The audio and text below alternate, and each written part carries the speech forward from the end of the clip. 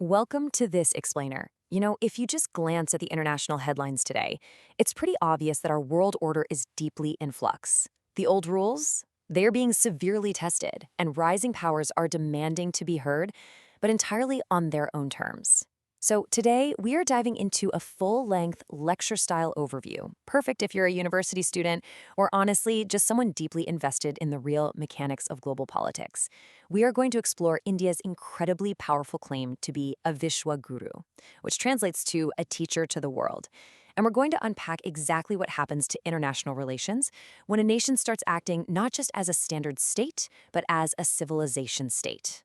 It's a complex, deeply rooted topic, and we're going to tackle it completely objectively, analyzing both sides of the argument strictly on their own merits. So here is our agenda for this session.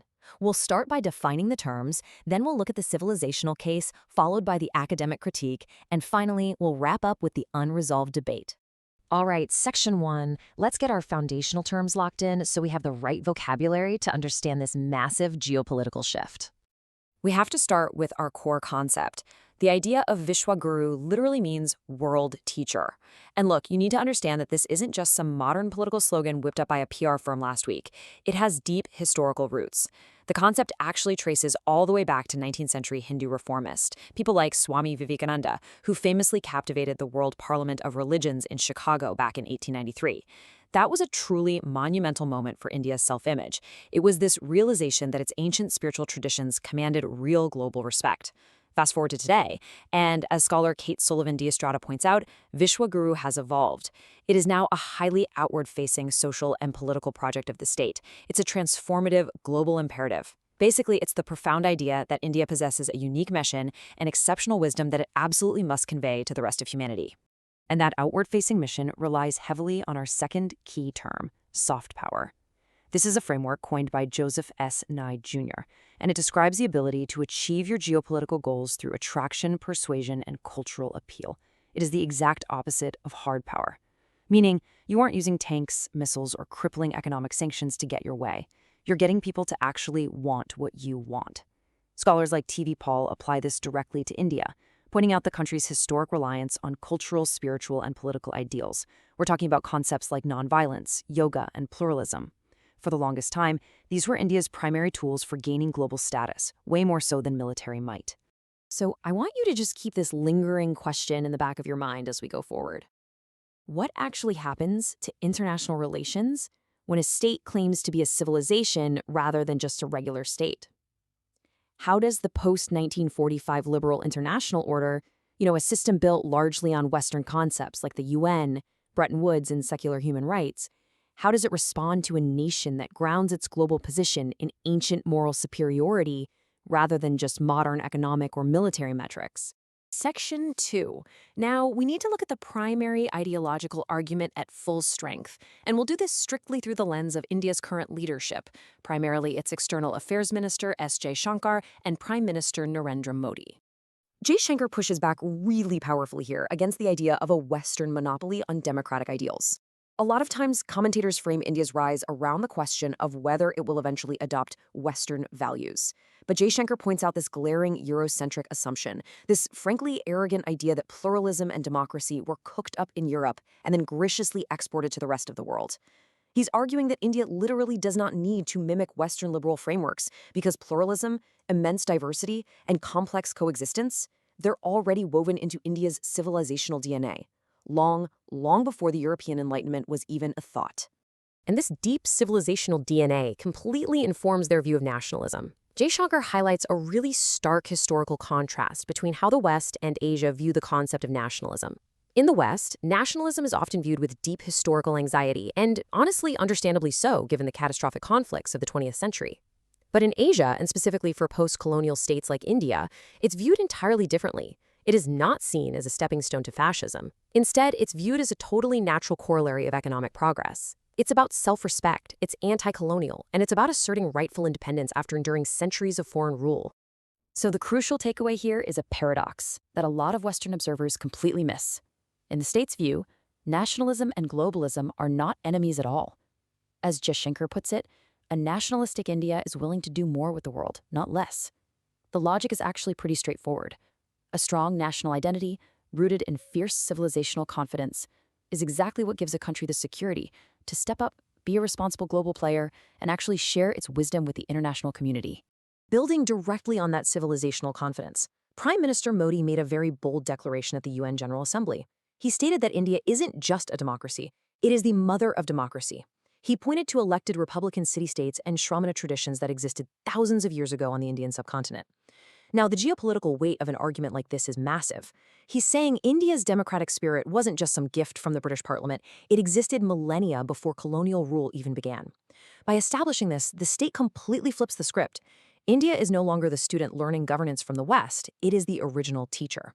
Jaishankar wraps up the civilizational case with what is essentially a warning, but also an invitation to the liberal international order. He argues the West has to accept that an elite created in a Western mold has simply outlived its relevance in India. When he says habits and culture, he's talking about the old expectation that India should act, look, and vote exactly like a junior Western clone. The message is clear. If the West genuinely wants a strategic partnership with a rising India, they have to move past these cultural orthodoxies and accept India entirely on its own civilizational terms, or they risk losing a truly vital ally. Moving to Section 3, we've heard the state's official position at full strength, so let's transition over to the academic antithesis. We are going to examine how international relations scholars analyze this civilizational shift, looking closely at both domestic policies and global strategies. We'll kick off the academic critique with a really vital concept from scholar Sullivan de Estrada. It's called social closure. She uses this sociological concept to explain the mechanics of the international liberal order. Think about something like the UN Security Council, with its 5 permanent, veto-wielding members. That is literally a closed club. Western core states have historically restricted access to the absolute highest tiers of global social power. For decades, India experienced this as a frustrating lack of equal recognition. So, Sullivan de Estrada argues that India's push to become a Vishwaguru is actually a powerful pedagogical reaction to being denied entry to that elite club. By claiming to be a civilization state, India is essentially attempting to bypass those Western metrics altogether and assert a higher, unvetoable moral authority. This brings us to the 3 main angles of academic pushback against the state's narrative. We just talked about Sullivan de Estrada's view on the external struggle for recognition and social positioning. Then we have Christophe Jaffrelot, who takes a hard look at the domestic restructuring of India, arguing the nation is actively being ethnicized. And finally, TV Paul, who looks at the global fallout of all this, arguing that this domestic friction actively threatens India's most valuable international asset, its soft power. Scholar Christophe Jaffrelot highlights a deep constitutional friction to explain his domestic critique. He points straight to Article 1 of the Indian Constitution, which famously reads, "India, that is Bharat." Jaffrelot argues this phrasing actually represents 2 fiercely competing ideas of the nation today. On one hand, you have India, representing the post-1947 secular project built by figures like Nehru. This vision is focused on a mosaic of cultures and a pluralistic synthesis of traditions. On the other hand, you have Bharat, representing the Hindutva ideology, which is highly traditionalist, leans heavily on Sanskrit, and seeks to root national identity very strictly in an ancient, pre-Islamic Hindu heritage. Jaffrelot's core argument is that while the government projects these incredibly inclusive democratic values abroad to the international audience, it is simultaneously and systematically restructuring the domestic public sphere to favor Hindu majoritarianism over constitutional secularism. He points to very specific actionable markers of how this ethnicization plays out in practice. We're talking about the strict promotion of cow protection laws, the rewriting of textbooks to glorify a specific Hindu past while marginalizing minority contributions, the mainstreaming of the RSS, which is a powerful Hindu nationalist volunteer organization, and the targeting of secular intellectuals and rationalists who push back against this shift. And this domestic shift ties directly right back to foreign policy. Quoted by Sullivan de Estrada, legal scholar and commentator A.G. Noorani offers a pretty stark, highly cynical warning about how these 2 spheres interact. He argues that this entire Vishwaguru project is essentially a strategic vehicle for a domestic agenda. The mechanics, in his view, work like this. If the West accepts and praises India as a global teacher, well, that provides critical cover and legitimacy for the government to enact controversial, majoritarian policies at home without facing international backlash. It secures what Noorani calls the triumph of Hindu tattva at home and its acquiescence internationally. So let's contextualize all of this with TV Paul's critique regarding soft power. Paul notes that India has massive historical soft power assets, built up over millennia as a composite, peaceful civilization. I mean, just look at the scale of this timeline. It goes from Emperor Ashoka spreading Buddhism across Asia in the 3rd century BCE, to Vivekananda captivating Chicago in 1893, to Nehru leading the post-colonial non-aligned movement during the Cold War, right up to Prime Minister Modi successfully lobbying the UN to officially adopt International Yoga Day in 2015. That is literally thousands of years of profound cultural momentum. TV Paul quotes politician and author Shashi Tharoor to emphasize exactly why this history is so crucial in the modern information age. Tharoor says, "In today's world, it's not the side with the bigger army that wins. It's the country that tells a better story that prevails. Global public opinion matters now more than it ever has, making narrative and soft power absolutely essential for India's ascent to major power status." However, and this is really the crux of TV Paul's academic critique, soft power is not some permanent, infinite resource. It is highly vulnerable. Paul warns that aggressive domestic majoritarianism threatens India's core narrative.